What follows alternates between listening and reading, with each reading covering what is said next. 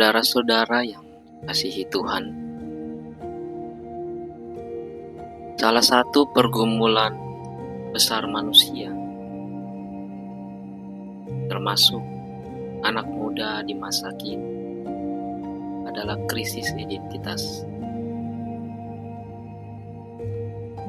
Banyak yang terjebak dalam masa lalu, luka, rasa malu dan kebutuhan untuk membuktikan diri.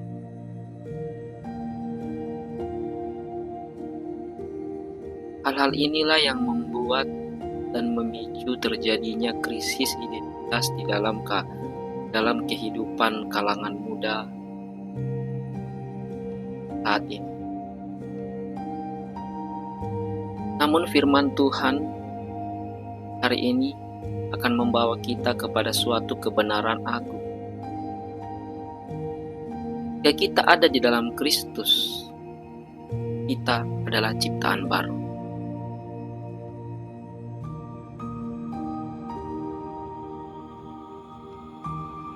Dari teks 2 Korintus pasal 5 ayat 17. Ayat ini berkata, jadi siapa yang ada di dalam Kristus, ia adalah ciptaan yang baru, yang lama sudah berlalu, sesungguhnya yang baru sudah datang.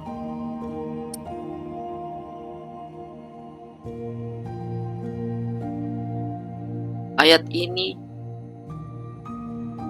menjelaskan bahwa jika seorang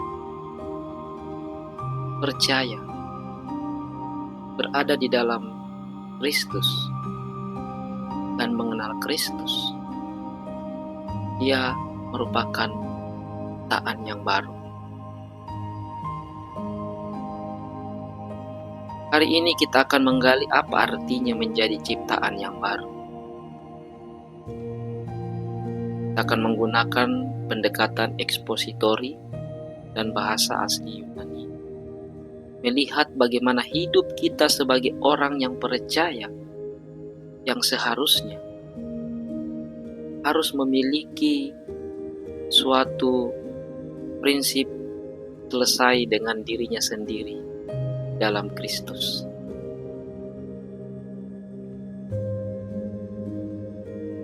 Di dalam bahasa Yunani, kata di dalam Kristus diterjemahkan en Kristo. Ini bukan sekedar hubungan luar saja, tetapi memaksudkan atau mengartikan satu realitas spiritual yang menyatu. Orang yang di dalam Kristus, ia bukan hanya sekedar menjadi pengikut saja, tapi telah menjadi bagian dari kehidupan Kristus itu sendiri. Bandingkan dalam Galatia pasalnya yang kedua. Galatia pasalnya yang kedua, ayatnya yang ke-20 berkata, namun aku hidup, tetapi bukan lagi aku sendiri yang hidup, melainkan Kristus yang hidup di dalam aku.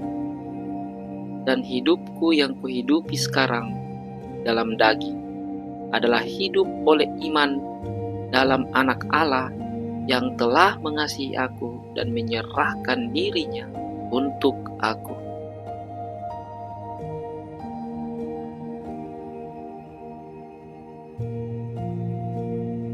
Identitas kita bukan lagi ditentukan oleh dunia ini, Bapak Ibu sekalian. Baik itu ditentukan oleh keluarga kita, masa lalu kita, atau keberhasilan kita. Melainkan identitas kita lebih ditentukan bagaimana relasi kita dengan Kristus. Kata ciptaan baru di dalam bahasa Yunaninya diterjemahkan sebagai kaine ketisis. Kata kaine berarti baru dalam artian kualitas, bukan sekedar waktu. Krisis atau bisa diartikan dalam bahasa Indonesia adalah ciptaan. Kata ini digunakan juga di dalam kitab Kejadian dan Roma pasalnya yang ke-8. Ini menandakan bahwa Allah bukan hanya memperbaiki manusia, melainkan menciptakan ulang manusia tersebut sebagai makhluk rohani yang dibentuk kembali menurut gambar Kristus. Jadi ciptaan baru ini bukan hanya memberikan satu status rohani saja Bapak Ibu sekalian, tetapi juga proses transformasi batin yang menuntut pada penyelesaian konflik internal di pribadi manusia tersebut. Jadi ciptaan baru di ayat ini lebih kepada suatu proses perubahan batin yang menuntut untuk menyelesaikan satu konflik-konflik yang ada di dalam diri manusia tersebut. Jadi dia harus betul-betul selesai dengan keberadaannya sendiri. Dia tidak lagi terikat dengan hal-hal yang ada di dalam diri. Adapun yang lama sudah berlalu, atau di dalam bahasa Yunani ta'ar kaya paraiten. Kata parilten adalah bentuk auris aktif yang menunjukkan tindakan sekali dan tuntas di masa lalu. Berarti apa? Semua yang dulu menandai manusia lama kita, baik itu adalah dosa, rasa bersalah, duka batin, bahkan ego, tidak lagi memiliki kuasa di dalam diri kita pribadi. Sesungguhnya yang baru sudah datang, atau disebut juga idogegonen kaina. Kata gegonen adalah bentuk perfect, artinya telah terjadi dan masih berlangsung. Luar biasa kata ini. Berarti proses ciptaan baru itu akan terjadi dan akan berlangsung secara terus-menerus depan. Jadi dia berlanjut setiap hari, Bapak Ibu sekalian, bukan hanya ada waktu-waktu tertentu kemudian dia menghilang, tetapi kata sesungguhnya yang baru sudah datang, gegonen di sini adalah bahwa proses ciptaan baru ini berlanjut secara terus-menerus di setiap hari, dari menit ke menit, detik ke detik. Hidup baru adalah proses bertumbuh dan terus diperbaharui. Luar biasa. Lalu apa yang bisa kita dapatkan dari ayat ini? Aplikasi apa yang bisa kita dapatkan dari ayat ini?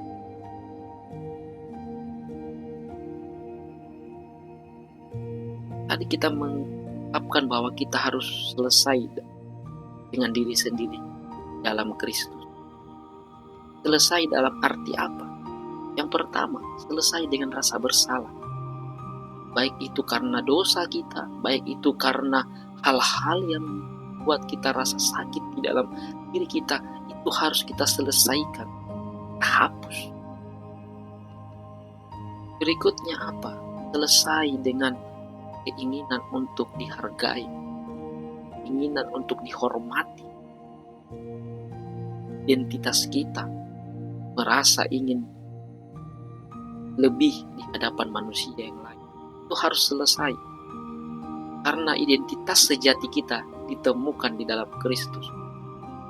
Kristus yang harus kita nampakkan, Kristus yang harus kita tampilkan di depan kita, bukan kita lagi.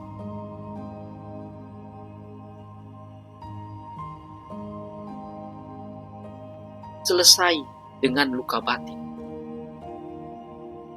Setiap dari kita sudah pasti ada yang namanya luka batin, luka masa lalu. Entah itu dengan pasangan kita, entah itu dengan orang tua kita, entah itu dengan sahabat kita, entah itu dengan teman kita dan siapa. Kita harus selesaikan dan memberikan ruang seluas-luasnya kepada Kristus untuk memulihkan dan membentuk kita.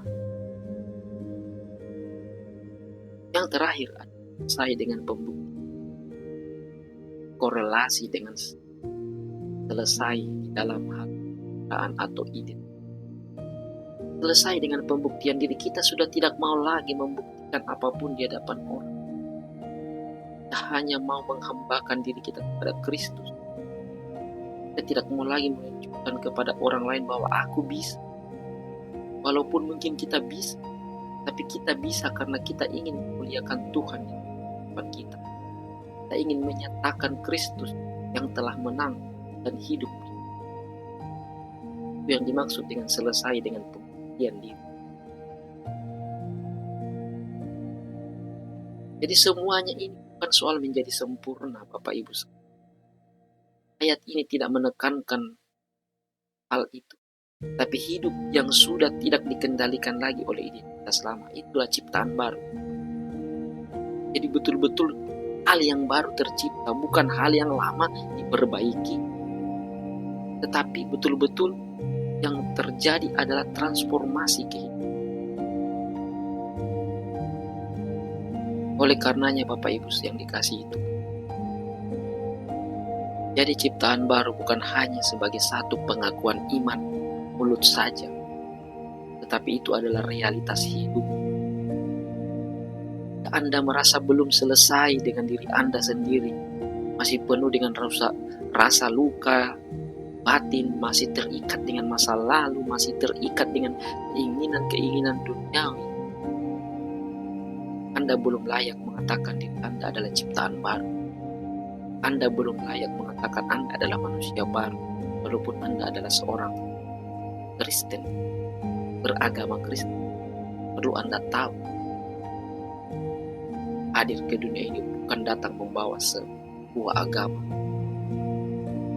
yang membawa sebuah pembaharuan karakter untuk menjadi satu manusia yang layak ke dalam baru dan baru. Yang lama sudah berlalu dan yang baru sudah datang. Mari datang kepada Kristus, bukan hanya untuk diampuni, tapi untuk dibentuk kembali. Tuhan memanggil kita untuk hidup sebagai orang yang utuh, bukan sempurna, tetapi melainkan menjadi manusia yang telah selesai dengan dirinya sendiri. Amin. Kebenaran firman Tuhan.